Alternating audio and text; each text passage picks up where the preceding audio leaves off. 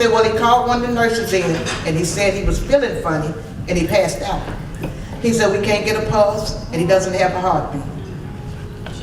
That broke my heart. And all I could say was, oh God, oh God, oh God, oh God, oh God. And I called my brother, I called Junior, I said, Junior, please come over to the rehab. I said, I can't remember what I told him. And I called my son, James, and I told him, I said, y'all meet me over to rehab. He said, what's wrong, Mom? I said, they're trying to resuscitate Mr. G. I said, I just want you to come over. And I'd already had called my daughter, and we was getting dressed to go. And on the way up the road, you know, she was just praying and praying and praying. And I'm still stuck on the man saying, he doesn't have a heartbeat, and he doesn't have a pulse.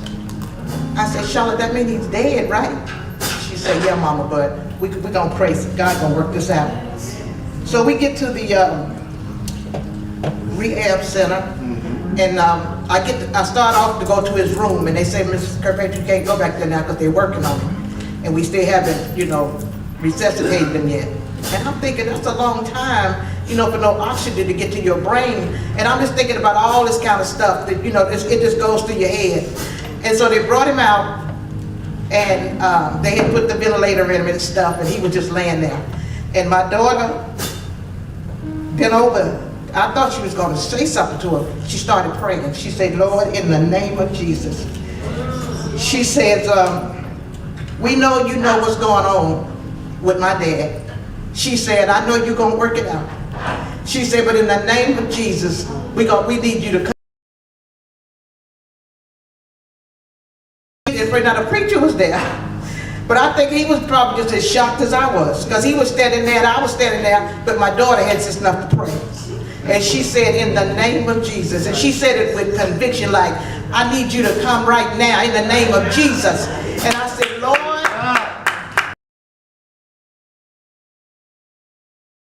you just can't pray. And as we got ready to go out the door, you know, they would bring a G out to put him in the ambulance. And they said, you know, go ahead to the hospital, we're going to meet you there. Well, his heart stopped again in the ambulance. They had to resuscitate him again in the ambulance. And we didn't know that till way later on, you know. I didn't know that he had, you know, I'm going to say died again. I didn't know he had. And then later on I found out, you know, my brother said, you know, it stopped again. That's what took us so long to get to the hospital. And Charlotte said, Mama, when was taking them so long? I said, I don't know, and I didn't hear a siren, I didn't hear none of that. But they didn't come as fast as we come because they had to stay there and work on them again. But I tell you, this month has been a trying month. Lord have mercy. I'm telling you right now, I'm so tired I could go back and lay on that bench in the back and go to sleep through all the service. That's just how tired I am. But I thank God, and it's going to be some of this I'm going to read in St. Matthew's about the woman with the issue of blood. How she pressed her way to get to Jesus. It's a blessing in the press. I'm telling you, it's a blessing in the press.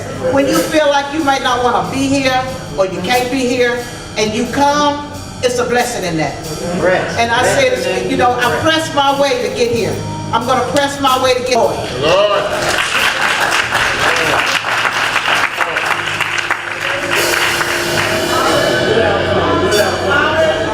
Praise God. But he did. He could have just let Gary stay asleep, but he didn't. And for whatever reason, he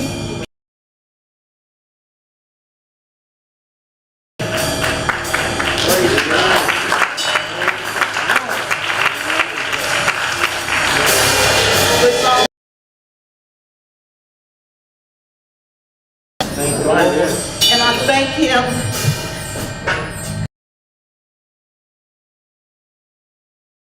Had mercy on us. Thank you.